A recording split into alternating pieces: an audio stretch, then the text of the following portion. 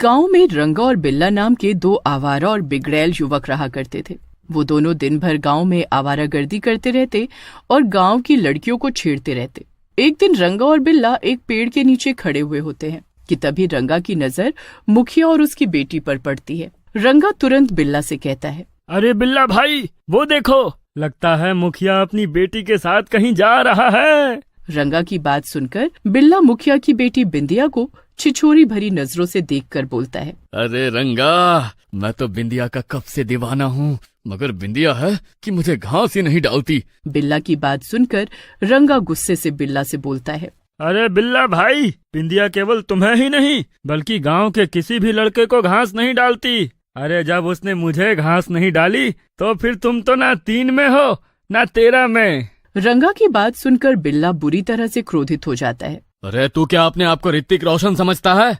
मुझे सब पता है। पिछली बार जब तूने बिंदिया से बात करने की कोशिश की थी तो उसने चप्पल से तेरी बहुत पिटाई की थी। बिल्ला की बात सुनकर रंगा हंसते हुए बोलता है, अरे कम से कम मैंने हिम्मत तो दिखाई थी बिल्ला भाई, तुम में तो इतनी हिम्मत ही नहीं है कि बिंदिया से अपने प्रेम का इजहार कर सको। अभी तूने मेरी हिम्मत देखी कहाँ है? देख, मैं मुखिया के सामने बिंदिया से प्रेम का इजहार करूंगा और मुखिया से बिंदिया का हाथ भी मांगूंगा। इतना बोलकर बिल्ला रंगा के साथ मुखिया के पास पहुंच जाता है और बिंदिया को देखकर बोलता है, अब बिंदिया, मैं तुमसे प्रेम करता हूँ। ये सुनकर मुखिया गुस्से से बिल्ला की ओर देखकर बोलता है, अरे कुछ शर्म हया है या नहीं? तुम्हें मेरे सामने मेरी बेटी को छेड़ते हुए शर्म नहीं आती? बिल्ला हंसते हुए बोलता है, देखो मुखिया, अपनी बेटी बिंदिया की शादी मुझसे कर दो। ये सुनकर बिंदिया अपना आपा खो देती है। एक बार कभी अपनी आईने में शक्ल देख लेना तो समझ आ जाएगा, फटे हुए आलू की तरह दिखते हो।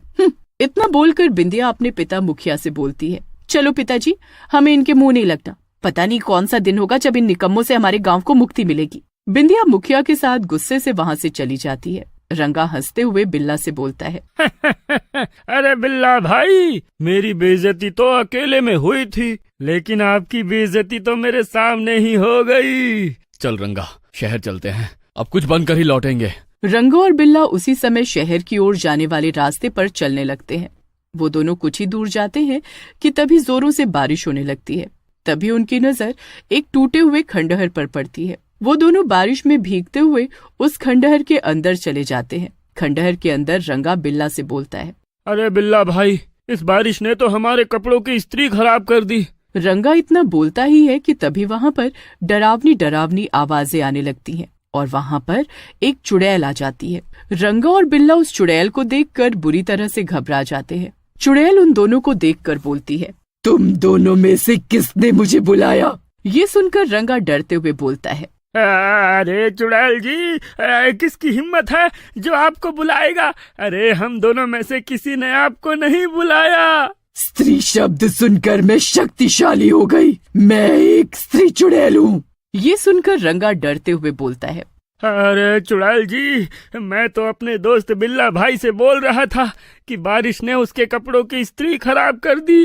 रंगा इतना बोलता ही है कि तभी वो चुड़ैल रंगा को पकड़कर उसका खून पी जाती है और उसे मार देती है। ये देखकर बिल्ला बुरी तरह से घबरा जाता है। तभी चुड़ैल बिल्ला के शरीर में प्रवेश कर जाती है। ऐसा होते ही बिल्ला की आंखें लाल हो जाती हैं और वो चुपचाप अपने गांव की ओर चला जाता है और चुपचाप घर पर सो जाता है। अगली सुबह बिल्ला उठकर एक ठेला लेकर गांव के बाजार चला जाता है और वहाँ पर कपड़ों पर इस्त्री करने लगता है। तभी वहाँ पर चंपा नाम की एक औरत आकर बिल्ला की ओर देखकर बोलती, अरे बिल्ला, तुम कपड़ों पर इस्त्री कर रहे हो? चलो अच्छा है, दिन भर आवारागर्दी करने से तो यही काम अच्छा है। वैसे तुम्हारा जोड़ीदार रंगा कहीं दिखाई नहीं दे रहा। चंपा की बात सुनकर बिल्ला भारी आवाज में चंपा की ओर देखकर बोलता है, मुझे नहीं पता वो कहाँ है। क्या तुम्हें कपड़ों पर इस्त्री करवानी है? मैं बहुत कम दामों पर बहुत अच्छी इस्त्री कर दूंगा। कुछ ही देर में चंपा ढेर सारे कपड़े बिल्ला को देकर आ गई। लेकिन कुछ देर बाद जब चंपा कपड़े वापस लेने गई तो उसने देखा कि उसके सारे कपड़े जले हुए थे। ये देखकर चंपा गुस्से से बिल्ला से बोलती है, तभी मैं कहूँ कि अचानक तू सुधर कैसे गया? अरे करम जले, नास पिटे, तेरा सत्यानाश जाए। तूने तो सारे कपड़े जला दिए, यहाँ तक कि मेरे पति की धोती भी जला दी। ये सुनकर बिल्ला के शरीर में चुड़ैल बुरी तरह से क्रोधित हो जाती है। अचानक वो बिल्ला के शरीर से बाहर आ जाती है और बिल्ला बेहोश हो जाता है। चुड़ैल को देखकर चंपाताई बुरी तरह से डरते हुए बोलती है, चुड़ैल, चुड़ैल। हाँ, स्त्री करने वाली चुड़ैल, तेरी हिम्मत कैसे हुई मेरे द्वारा की गई स्त्री को खराब बोलने की? तू तो मरेगी। इतना बोलकर चुड़ैल चंपाताई का खून पी जाती है और उसे मार देती है और फिर से दोबारा के शरीर में प्रवेश कर जाती है। उस दिन के बाद बिल्ला ठेला लगाकर बाजार में खड़ा हो जाता और गांव के किसी न किसी युवक या औरत के कपड़ों को जला देता। जब वो युवक या औरत शिकायत करने के लिए आते तो चुड़ैल बिल्ला के शरीर से बाहर निकलकर उसे मार देती। गांव में रहस्यमयी मौतों से परेशान होकर एक दिन मुखिया अपनी बेटी बिंदिया से बोलता है, समझ में नहीं आ रहा कि गांव में रहस्यमयी हत्याएं कौन कर रहा है। पिताजी, आपने शायद एक बात नोट नहीं की, काफी दिनों से बिल्ला का दोस्त रंगा भी गायब है। मुझे तो बिल्ला में ही कुछ गड़बड़ लग रही है। अब उसने लड़कियों को छेड़ना भी बंद कर दिया है, बस चुपचाप ठेला लगाकर कपड़ों में इस्त्री करता रहता है। तुम सही कहती हो, लगता है अब मुझे किसी साधु महाराज को बुलाना ही पड़ेगा। अगले दिन साधु गांव में आ जाता है और मुखिया से बोलता है, क्यों बुलाया मुझे यहाँ पर? मुखिया सारी घटना साधु को बताते हुए बोलता है, अब आप ही कुछ कर सकते हैं साधु महाराज। साधु अपनी आंखें बंद करता है और अचानक मुखिया से बोलता है, स्त्री, तेरे गांव में किसी स्त्री का वास है।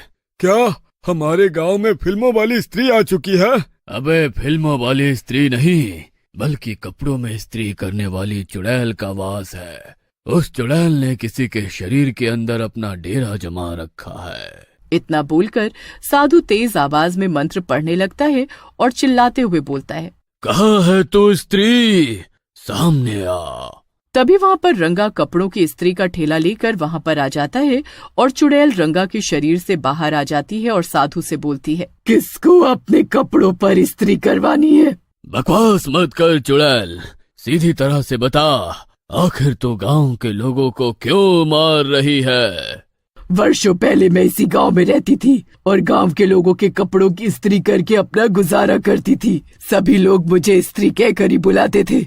एक दिन मैंने गलती से इस गांव के जमींदार के कपड़े जला दिए और जमींदार ने मुझे धक्के देकर गांव से बाहर निकाल दिया। मैं रोती हुई खंडहर के अंदर जाकर रहने लगी और एक दिन मैं खंडहर में ही मर गई और चुड़ैल बन गई। मगर चुड़ैल बनने के बाद मैं बहुत कमजोर थी। कुछ दिनों पहले इसी गांव के 2 युवक वहां पर आए और मैंने उनके मुंह से स्त्री शब्द सुना। स्त्री शब्द सुनते ही न जाने क्यों मेरे अंदर एक अजीब सी शक्ति आ गई और मेरी आंखों के सामने जमींदार का चेहरा घूम गया। मैंने एक युवक को वहीं मार दिया और दूसरे युवक के शरीर में प्रवेश कर गई। यहाँ से चली जा। नहीं, मैं यहाँ से नहीं जाऊंगी।